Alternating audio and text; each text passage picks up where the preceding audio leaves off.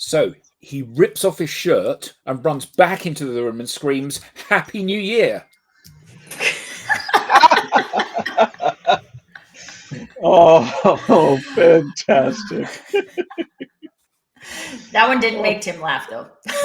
Or Tim's doing something else. Well, it was about him. I've heard it before. Alrighty. Good morning, good afternoon, and good day. Welcome to another edition of the Digital Download, which is the longest running weekly business talk show on LinkedIn Live, now globally syndicated on the IBGN radio network.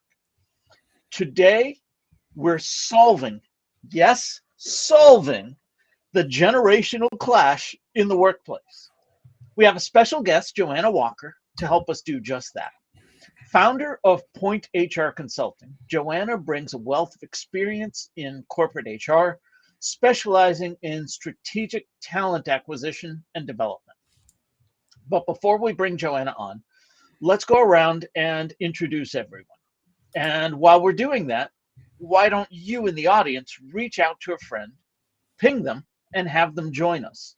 We strive to make the digital download an interactive experience, so audience participation is highly encouraged. Okay, with that, introductions. Adam, would you kick us off, please? I'm Adam Gray, as you can see. I'm co-founder of DLA Ignite, and delighted to be here, the first show of the year. In fact, my first live podcast, in fact, my first video anything of the year. So very exciting for me. Excellent, welcome. Tracy.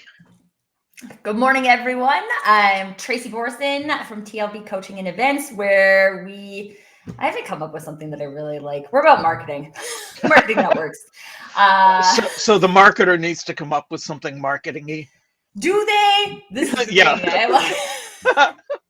I want enough. to challenge the status quo on what is marketing. So we create marketing programs that really work for people. I'm a proud DLA Ignite partner, and this is my first live of the year as well. So I'm excited I can be here because I can't always be here if Nicholas is at school. Before we move on, let's say hi to Andrew. Good morning, Andrew. Hi, Andrew. Did he wave back, I wonder? Of course he did. Yeah, good. Alex, welcome. Good afternoon, everyone, and a happy new year. Can you hear me okay? Loud and Yes. clear. Oh, good. I just see a black tile where my face should be. So I think I'm having some connectivity issues. But anyway, happy new year, everybody. Great to be here. My name's Alex Abbott, also known as the Bearded Sales Guy. And I, too, am a proud partner of DLA Ignite. Excellent. Thank you. Welcome. And Tim. Last and no means least, my name's Tim Hughes. I'm the CEO and co-founder of DLA Ignite, and I'm famous for writing the book Social Selling Techniques to Influence Buyers and Change Makers. Happy New Year to everybody. Excellent. Happy Thank New you. Year. And myself, I am Rob Durant. I am founder of Flywheel Results, a proud DLA Ignite partner, and we help startups scale. All right. So, as I said, this week on the Digital Download, we'll speak with Joanna Walker. Joanna's expertise in bridging the gap between academia and industry offers a unique perspective on nurturing the next generation of professionals. Her insights are crucial for any business leader aiming to stay ahead of the talent acquisition game. Joanna, welcome. Thank you for being here. Thank you. I'm so excited to be here and chat all things, generational and campus. There we go. So, Joanna, let's start by having you tell us a little bit more about you and how you got here. Sure. Well, Happy New Year and excited Happy to New be Year, here. And so I have been in the campus recruiting or talent acquisition space, I should say, for 13 years. And I like to say I've been in the people business for over 20, having worked with people in different functions. I started my career in outdoor education and somehow stumbled into teaching and then moved over to the recruitment space and had an awesome career, primarily working in campus recruiting and helping junior talent to find the internship and full-time roles that they want. And now I own my own consulting firm where I help companies build strategies so they can attract and retain top talent. Excellent. All right. So let's start with the foundational question then. Why aren't more organizations doing it? And by doing it, you and I had talked earlier about building internships and co-op programs. And really, that's the key to solving this generational gap. And we'll delve into that a little bit more. But let's start with that. Why aren't they doing it? Yeah, I think companies can feel like it's overwhelming, that they're unprepared, that it's too much work. There's always this element of like, what am I supposed to do with this intern for the next 5 weeks? And there's definitely ways where we can help companies build that strategy so they don't feel that way, that this person's just showed up and they don't know what to do with them. And I think that's why companies are afraid to start. But I think once they figure out there's a lot of value in having some junior talent coming in, they start to realize they can put in some programming and that helps their pipeline overall. And so I think it's exciting for them to work with young students. And but yeah, I think it's fear, quite frankly. Fear. So is it they simply don't know what to do? I think, yes, it's like unprepared. They don't know how to approach schools. They don't know how to find the right person. I think companies sit there and say, oh, my friend's neighbor's kid, I can just hire them. And that's what we nicely call the friends and family program. But I think there's other ways where you can attract students who are really excited about what you do and help them learn that craft so that they become an expert in what you do. And so if they even just look at the school that might be down the road from them and think about how can I attract students, 1, 2, 3 students who might want to come in for a summer internship or even a co-op or something that might be considered a part-time job over a semester, there's a great opportunity to bring in fresh eyes and new objectives, which is what these students are. And we all know that they are a new generation, which bring in those perspectives. Absolutely. Hey, Rob, I have a question based on that, because I agree that students and young talent can bring in different perspectives and fresh perspectives. But do you think, Joanna, maybe that's part of the fear as well, is that we don't necessarily have a culture as a business of welcoming those different perspectives, because that is something they bring with them? Yeah, I mean, I think particularly in this post-COVID world, our companies are struggling with this generation. And, like every new generation, they come in with their own perspectives and thoughts, and they know how to do things better than someone else. And there's an element of that we have to work around and help them understand that there's a way that corporations operate the way that they do. And certainly perspectives are welcomed. But I do think there's an element of also this generation likes to be heard, and they like to be, and they like feedback. And I really appreciated that about them, is they're willing to ask hard questions, which I never would have done at that age. I was just excited to have a foot in the door. I was like, I'll do anything. And these students are coming in saying, you know what, I'm willing to really work, but I really want it to be a meaningful experience where I'm learning something that's real. And I'd like to get feedback and also offer my thoughts on that, on whatever the topics are that they're talking about. So yes, I agree with you. I think there's some of that element that can be very frustrating, and we all have to kind of learn to work together. There's 5 generations in the workplace these days. That's a lot of generations and different communication styles that we all have to operate within. One of the things you said is that they like to be heard. I know, just in general, communication gap between generations is, some will say, oh, they're not speaking on the same level. We're not even speaking on the same platforms these days, are we? No.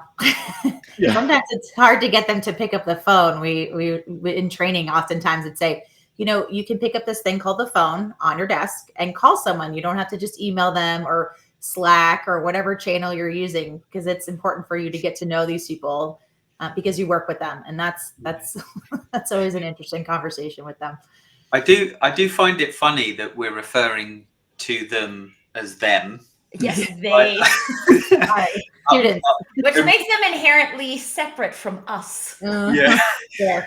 On one side of the coin, I've hired my youngest son as an apprentice content creator, and that brings its own challenges.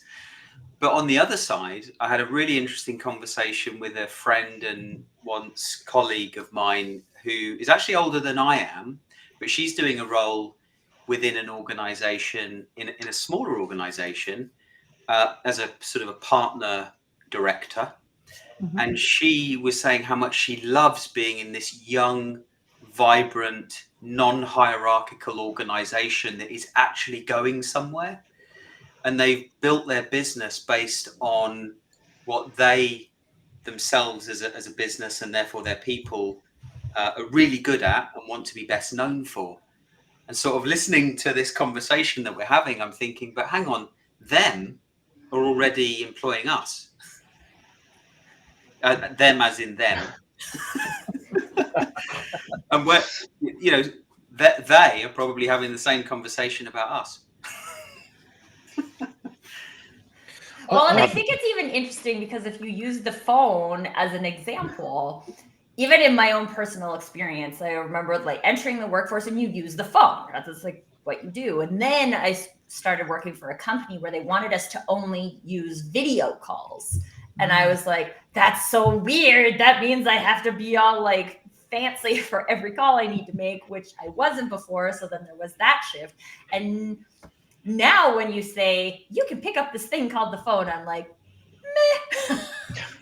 I'd much rather do a video call because for me, I feel like I can create better connection with a face. So I like that. But there was also parts of my journey where I was super uncomfortable with that.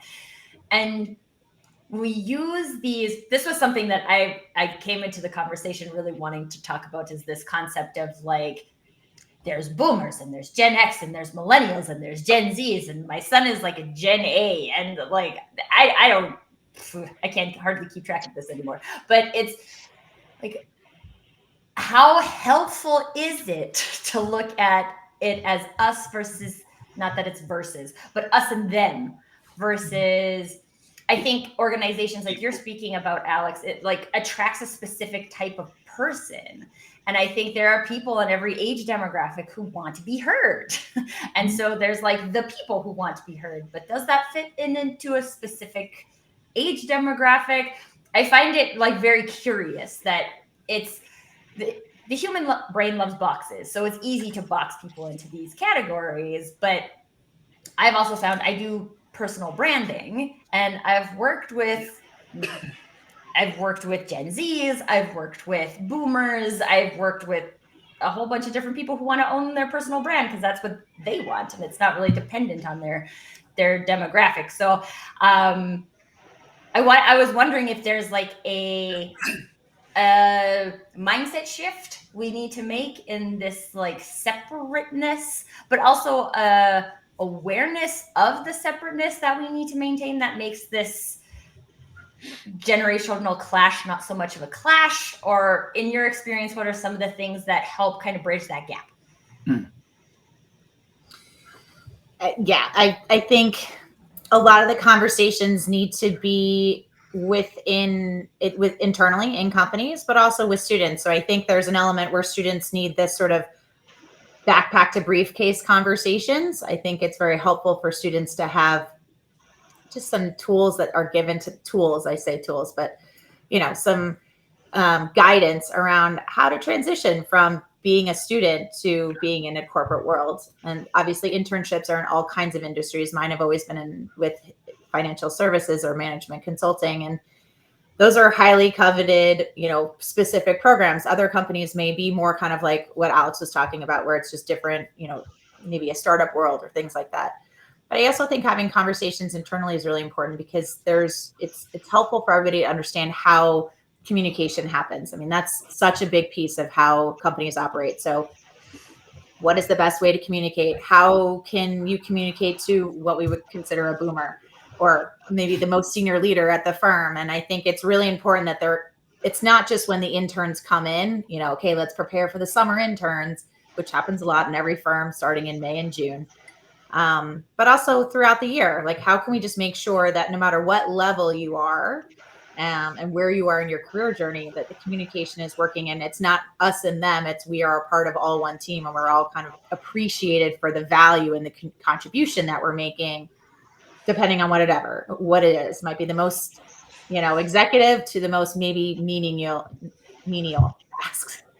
But isn't this about people who are already ensconced in an organization being open-minded enough to listen? So I'm an old person, and consequently, there's nothing that a young person can teach me, and I have all the answers. And don't you dare come in here with your no experience and tell me how to do things. And I think for a lot of people that are in their 50s and beyond, that's the kind of mindset that it's very easy to slip into. Mm-hmm. And I know that when I ran a design agency a few years ago, we had two people that came in as interns during what we have in this country called work experience. So in the last year at school, they go and do like 2 or 3 weeks working within a company.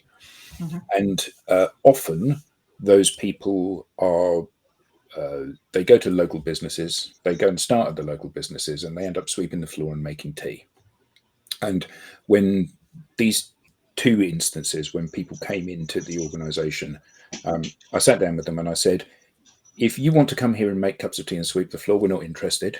If you think you might want to be a designer, you come and you work in the studio with other designers, and it'll be really hard work. We're not going to have you in for the school day. We're going to have you in from 8:30 till 5:30 every single day, and we'll treat you as if you're an employee.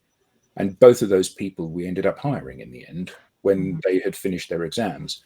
And what was really interesting is that the first of them we hired, she was sitting in the office listening to how things were beginning, and she said, "Can I have a word, please?" So I sat down with her and she said, "How on earth can you people answer the phone like that? This is what you need to say." We were like, "Oh my God, well, you can answer the phones from now on." So she started answering the phones, and customers were saying to us, "Who's this new person you've got? They're absolutely fantastic." And I think that part of this is about parking your own preconceptions and letting these people bring what they can bring, which is going to be different to what you bring. Clearly, they haven't got 40 years of working experience, but they have got a fresh perspective and a way of dealing with. Equally, we hired somebody else that seemed like they were going to be great, but there was a big disconnect. And this is the thing that kind of defaults me back to my old position. There's a big disconnect between what they considered hard work to be and what hard work really is. So, the idea that you've been at college, you've got your degree, you have a whole semester to do a project. But actually, this is the real world. You don't have a semester, you have a day, which means you need to knuckle under and get cracking and doing this. Oh, that's really stressful. Life is really stressful, unfortunately. And I think that there's, so it needs to be very much a two-way street, doesn't it, for learnings? Mm-hmm. I think that young people that come in, to expect them just to hit the ground running is unreasonable. It's different for you, Joanna, because you've been doing the job for, well, you're only young, so you've been doing the job for 10 years. But for most youngsters, when they come into the job, they've got no experience. So saying to them, you need to just talk to a customer, they've got no frame of reference for that. So they need coaching through that. But equally, I think the big advantage of having those people in, and businesses need to see this advantage, is that these people have no preconceptions. So they can start by saying, well, you're doing it this way. Why? Why don't you do it this way? And actually, the senior people, if they're looking to get a business benefit out of having young people in the organization, they need to be open to reinventing the wheel, don't they? That actually leads me to a question I wanted to ask you, Joanna. It seems pretty self-evident why the student would want to participate in an internship or a co-op. Mm-hmm. But why would a tenured professional want to support such a program, and why would an organization want to have such a program? Well, I think depending on the company, I think every company has opportunity for roles that differ in responsibility.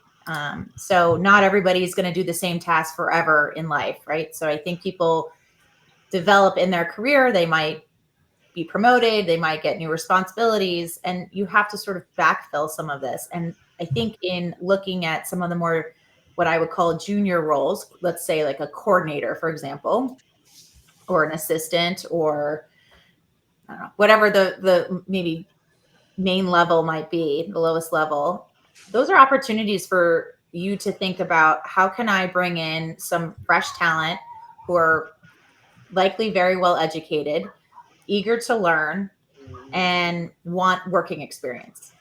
And so I think there's some opportunities in there to come in and think through the types of students that you might want who have unique experience. It doesn't mean you have to hire somebody that has a specific major unless that's what you need. Like if you need an engineer that does something specific, then that's a little different. But there's all kinds of students out there that can come in that want to learn and have this sort of apprenticeship style, which Adam, you're really talking about, is learning the craft and asking lots of questions, which this generation, in my opinion, is very good about asking questions. Everybody always has to get better at that. But I find that the students I interact with do ask lots of questions.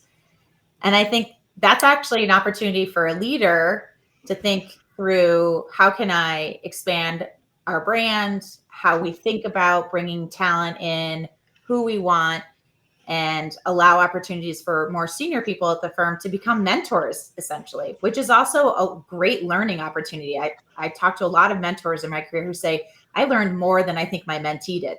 Mm-hmm.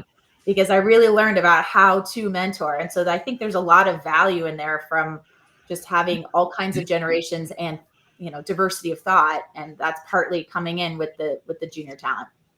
Do you think reverse mentoring is something that's also that should happen?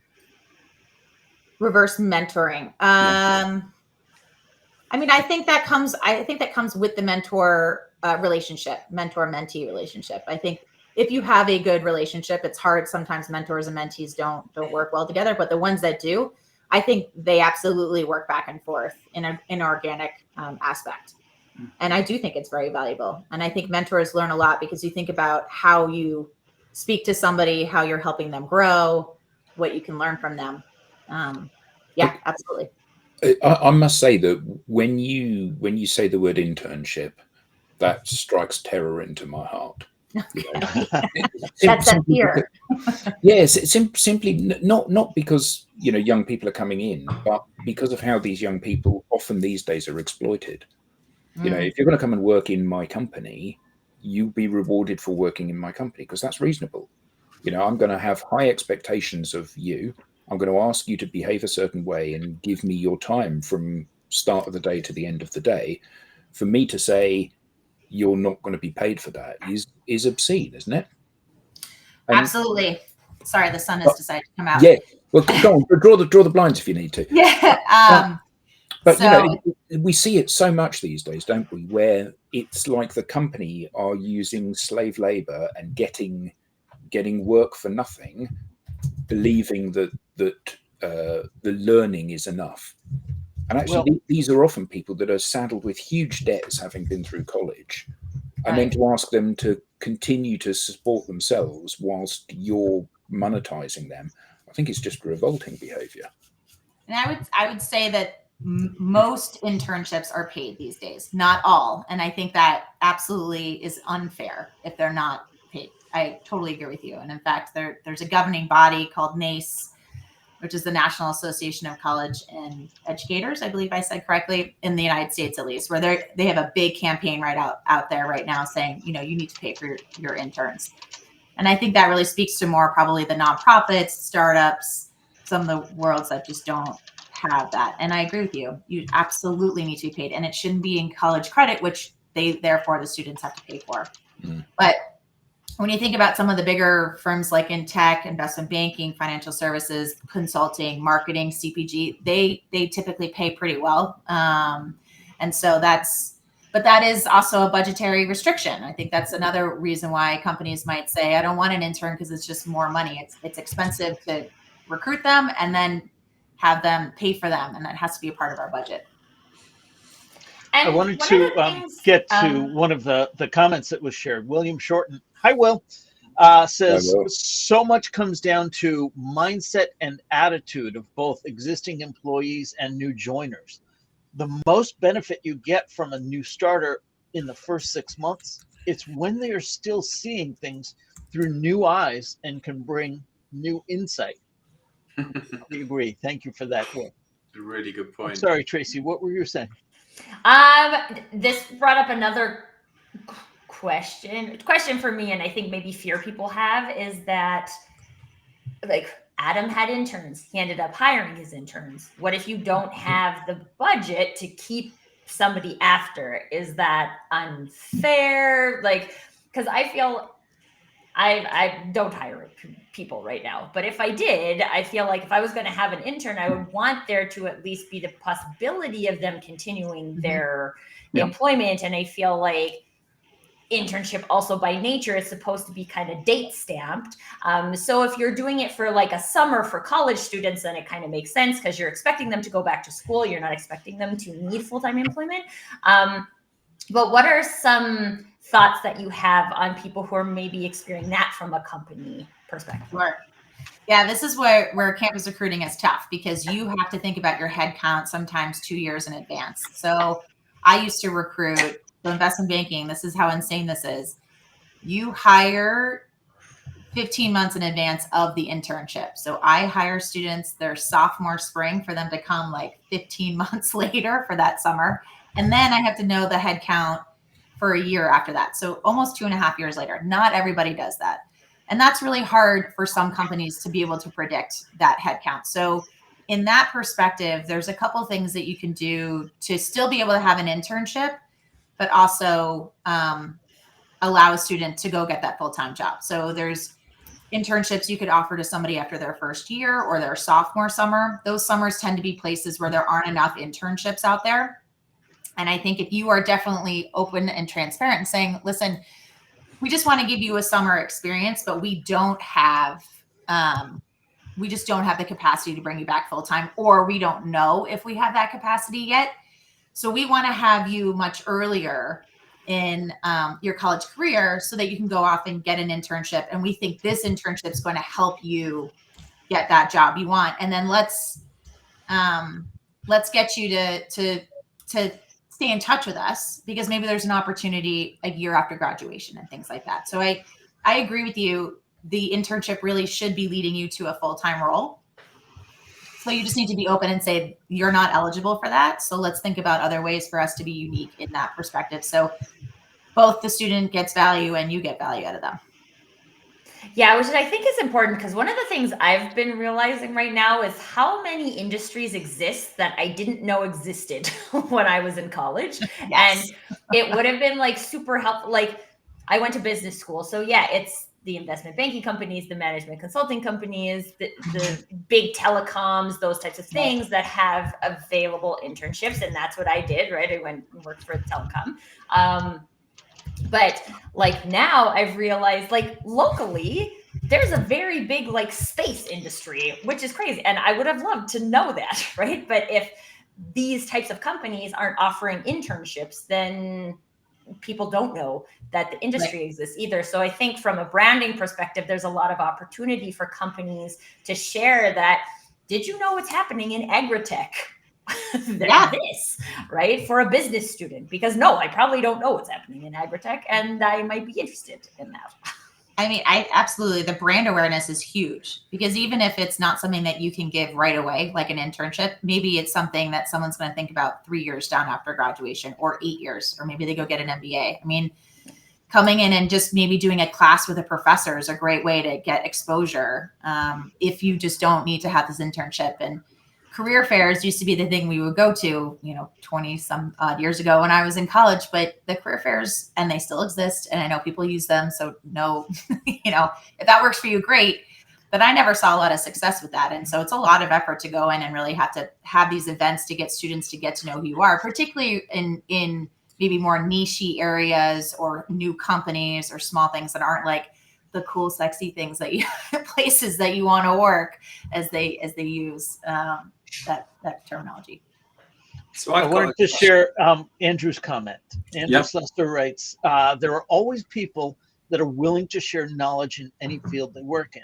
Yeah. It is getting those people to the front of any organization to show any new starts that the company they have joined is willing to pass on the knowledge they need Good to point.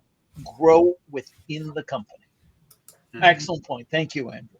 Mm-hmm. So Sorry, Alex. well, I guess it's related to that point. I was going to ask Joanna what tips you might have, or actually, no, not what tips, but what's your view if you've got very, different generations within an organization, and you've got leadership, believing in one way of leading, which, let's say, quote unquote, is traditional, and then you've got the younger generation expecting a degree of change. Should leadership be proactively, changing the way that they communicate with the younger generation, or should they accept that the younger generation are going to have new ideas and there's going to be new blood coming through, and they just need to be more receptive and listen to what's coming through? I would say the latter. I don't know that anybody needs to change how they communicate. It's really hard to ask somebody, in their 70s or 80s, for example, to have to communicate like through Slack if that's just not how they're ever going to be successful. Yeah. But I do think every generation and at every point in your career journey, I think it's so important to be open to new ideas. Sometimes it can be frustrating, and you have to have the timing correctly, because sometimes if you're not in the right mindset to accept the feedback and the questions, it's not going to go over very well. But for the most part, I think leadership has such an opportunity with people coming in and giving their perspective, because I think that leads to broader conversations. It's not just, okay, well, thank you for your questions. It's also, I'm, really intrigued by why you're saying that, but also this is why we do it this way. Let me talk you through the bigger picture. Let me educate you in how we've been able to do things so that you have a better understanding, and therefore it helps your job. So I think it kind of opens up to that mentorship, right? Or the apprenticeship that we talked about, those kinds of elements. And it's got to be a two-way street too. And I do think any generation, even myself, I would love to sit down with a senior leader and ask questions. Yeah, which is when I listen to you speak there, Joanna, I'm thinking, well, that's more transparent leadership. It's more transformational leadership. That's what leaders, in my mind, should be. Yeah, Yeah. totally.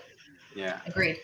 Corinne Meyer shares, and Joanna, I'm curious to get your take on this. She has 2 points. We'll bring them both up. First, she starts, however, today with social media creating so much exposure for startups like space and agritech, students should be reaching out as well. Is it just me? And then she goes on to say, and to Andrew's point, you simply have to use LinkedIn appropriately, and you can find your way into any which organization by sending some messages. So to that broader point, how should students be using social media to leverage that next opportunity?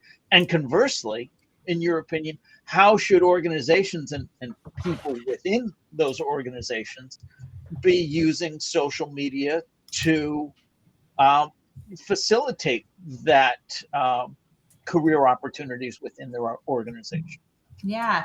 So there are a number of platforms that companies, particularly in the US, use, and I'm sure there's something similar in the UK, for example.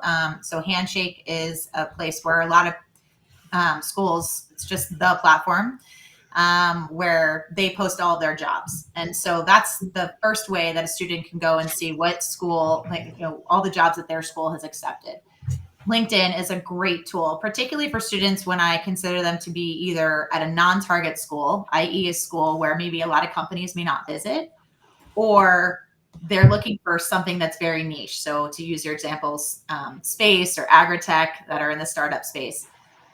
you do need to be a lot more savvy, and you do need to kind of do your research. And I talk to a lot of students about that. You need to go out, figure out what you want to do, figure out the best companies that do that in a wide range. You don't just look at 5. You got to open up that net. And then you need to do some of this outreach, and that outreach should be things like, who are the alumni that you're already connected to, who are maybe from your high school or your current college, or maybe the town you grew up in. We all have different unique connections over time. See if you can utilize that, because, what Andrew said was earlier, saying, we can all, anybody's willing to talk to you. And I think that's right. If somebody approached me, I'd give you 10, 15 minutes, but you also need to come prepared with questions about what you want to learn, and see if there are opportunities. There aren't always internships everywhere or jobs, but you can certainly get something out of that informational call that then might lead you to the next person to speak to or company to research. And so from that perspective, I think social media is helpful. I think when you look at, Twitter or X, and you look at Instagram, those kinds of social media, not every company is on there. Not every company uses it. So that's a little more limiting. Should they be? I go back and forth. I think there are certain companies where it's important for them. I can see why marketing companies and certain companies that are out there for that brand awareness, but I do know that there's a lot of these older organizations where they've got a lot of compliance issues, and there's a liability in that. And so I can understand why they may not be out there. And I've seen where that hasn't gone very well, particularly in financial services. So not sure I recommend that. But I'm interested to get your view, actually, Joanna, as a HR consultant. I provide social selling training, and when speaking to HR, they have a specific view about whether or not employees should be using social media. Do you have a view on whether or not they should or shouldn't? Is there, should there be a policy in place? Should you give employees the freedom to develop their personal brand on social media? Probably, but it's a really good question, because I think we're kind of entering into a world where social media is taking over in a good, I think there's a lot of positive to social media. But I also think with AI becoming much more prevalent and going to continue to be, I think there's a lot of caution that we all want to bring with that. So I might put policies around that, because it would be horrible to think that maybe you started doing some brand and then maybe some sort of AI bot gets created and then it's doing something that isn't you. And so I could see that going down the wrong route. But I do think having things around LinkedIn, I was always very conservative about it, but I don't think I had to be. That wasn't necessarily as dictated by my employer. But I could have absolutely been out on LinkedIn regularly saying, here are all my events. These are all the things I'm going to. Hey, students that follow me. That was kind of exhausting. So it was like one more part of my job I just didn't want to do. But I think a policy is probably very smart in a way of just providing some guardrails around the types of things we would be comfortable with you posting, because you are representing a company that you work for that you don't own. Could you put up Corinne's comment, Rob, please? The most recent, yes, this one? Yeah. Mm-hmm. She says, thanks. Also, I did an interview with the general counsel of Ohio Northern University. She told me that they changed their social media policies for employees, that they want to motivate the staff to connect with the students to help them reach these opportunities via LinkedIn. That's great. I also know a lecturer in the Boston area who live streamed all his lectures. Oh. He was doing a marketing course, weren't you, Rob? And you yes. Yes, I do try and incorporate social media into the curriculum. I believe that the students know how to use it. It is the organizations, and again, I emphasize the people within the organizations that can benefit from understanding that. That, to me, is a great way to facilitate the conversation between both parties. And it's not necessarily a here's our company, here's all of our wares. Do you want to buy some type of approach? It's just, here's where we fit in the world.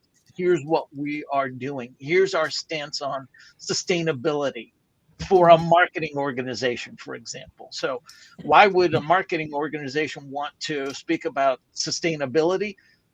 They don't necessarily. They just want to talk about day in the life at their organization and the things that they believe, because it's my understanding anyway that this up and coming generation cares as much about things beyond the scope of the dollars and cents, and they care about the culture, they care about the beliefs of the organization.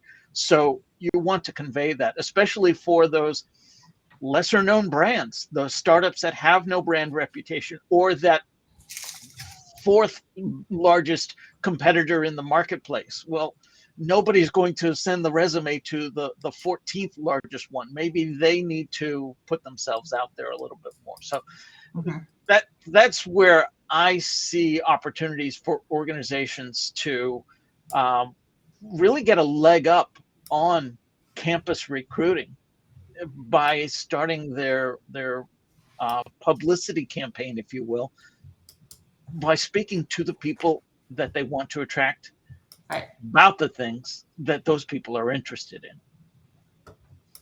Thanks for that. I think this brings up something else for me too, because when we look at this concept of being social, and I know when, at least on this show, we talk about social media, we talk about it from a being social point of view. The different generations have a different way of being social.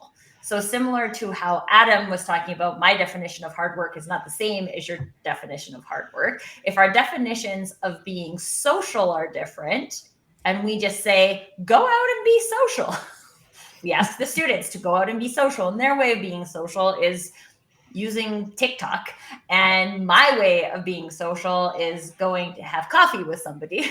Then innately we're running into a problem, because well, it's not a bad idea to recommend that people go out and be social. We don't have the same ways of being social. And that is also within demographics, we have that problem too.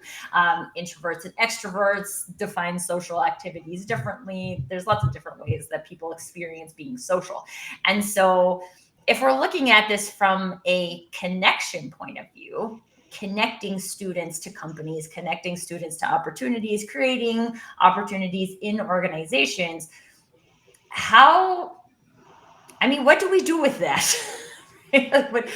How do we broach the subject of, we really want people to be social, but we also need to give people the space to be social in their way and maybe create a new way of being social together?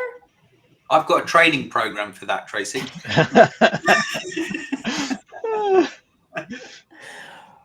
So, Joanna, we started this. I put you right on the hot seat to begin with, saying, why aren't more organizations doing it? And I had no intention of putting you on the hot seat, but you came up with a great answer, and I appreciate it. And the long and the short of it was fear of the unknown. So let's get back to that then. What are the first steps in establishing a successful campus recruiting program? So a couple of things I think is very helpful. One, you need to figure out, what is this internship going to be? What is this going to look like? And will it convert to a full-time? And I would say that an internship is the best way to start from a campus recruiting perspective. I think it's easy to say, oh, I'll just hire somebody when they graduate. But the advantage of the internship is that sort of try before you buy situation, where you really get anywhere between 8 and 10 weeks with someone. Maybe it's longer if it's a co-op program, where you get to assess them, whereas they also get to assess you. So I do think the internship has a lot of value. And then you got to figure out, what is that internship role going to look like? What's the type of work that we would ask them to do? And making sure it's real work. It's not just some projects that are not helpful or not applicable to what the job is. You really need to get them to sit in on meetings. They need to understand the type of work. They need a workflow. So those are the things you have to commit to. And then you think about, okay, now how do I find the right people to sit in these seats? And, if you can get at least 2 interns, I think that's great. It's always hard for one intern to be by themselves and be successful. I think 2 is always a great way to start. So if you can do 2 and you afford that, I think that's a great way to start. Yeah. And so I'll save it. Okay. I was going to say that the next step would be, okay, now where do I find these students? So you might have some great colleges who are local to where you are right now. So obviously, if you're in New York City, there's a ton of options. But even if you're in Cleveland or you're in Denver or wherever, there are local schools that you can start to market to. That's one way to start. You could also look at your college. You're an alumni of a school likely. Where did you go to school? Could you work with that career services to post? And then lastly is to get yourself known. So we talked about the brand awareness a little bit earlier. It's really, how can you get in front of some of these students? So is it going on campus and hosting an event? Maybe it's networking. Maybe it's working with a professor to do a class with them so they understand what you do. I think that's a really effective way. Or you do a case study on campus so that students understand the type of work. And then you build on those relationships and keep up with those students ultimately to your interview process. And so that beginning framework seems like a lot to do, but you can scale that very quickly if you need to. Whether you're hiring 1 person or 30, that is about the same. And it's kind of the amount of schools that you go to just changes. So it's just that initial structure that can be a little exhausting. As you were talking about that, I immediately went to thoughts on costs and ROI. And I don't want to put you on the spot. If great. If you don't, I'll do some research. But that's why people sign up to be a guest, right? That's right. My gut is telling me that the cost for recruiting through an internship is significantly lower than the cost for recruiting cold. Again, that 14th largest competitor in the marketplace posting an opening for their entry line role in a company that nobody's heard of and a job that nobody's applying for, versus and all the costs that go with it. Do you have any insights on the costs of recruiting for a permanent placement versus recruiting for an internship? So I would say that recruiting for an internship has definitely a cost. I think it just depends on what you want to do. Our recruiting budgets were huge in the sense because I was hiring so many people and we were going to so many places and hosting events. And if you're in that world, you're looking at hundreds of thousands of dollars. But if you are just starting out or that's not really in your budget, there is an expense, right? Because you are trying to attract the right people. You want to make sure you take them out, you get to know them. And then it's also an expense in the internship because yes, you're selling them to sign up for the internship, but you're also selling them in the internship so that they'll come back full time. So there's that true expense. I think that's better value for your money. If that's probably the better way I would say it versus kind of just hiring cold, like you mentioned, where you might post it a number of places, maybe use a headhunter and you hire somebody where they're kind of an unknown quantity. They may or may not do very well. They may not last very long at the company. And, that kind of a cost is much higher to the company because they may not be a long-term employee and therefore you have to start all over again. So I think that's the difference in how you spend your money. That makes huge sense to me because if I've been in a part of a lot of organizations who are like pretty consistently hiring, and the cost of posting, the cost of working with headhunters, the cost of turnover, like the turnover we used to see in that scenario was so high. We would have the number of people we hired for 3 months in a permanent role and then didn't continue with. You really should have just structured that as an internship. That would have made a lot more sense. Yeah, anyway, my brain is just going like, duh. So thank you for sharing that because I'm sure some other people are thinking that too. Absolutely. So what metrics or indicators do you use to gauge the success of a recruiting program? So I would say the first year, it's really hard to have these metrics, right? What you can look at is how many people applied to your job and how many came into your interviews and how many were hired. But year on year, what you'll start to be able to see is patterns and trends around where you're getting most bang for your buck, where types of students from certain schools that are coming and applying for your jobs. How many more interviews are you offering? How many more internships are you offering?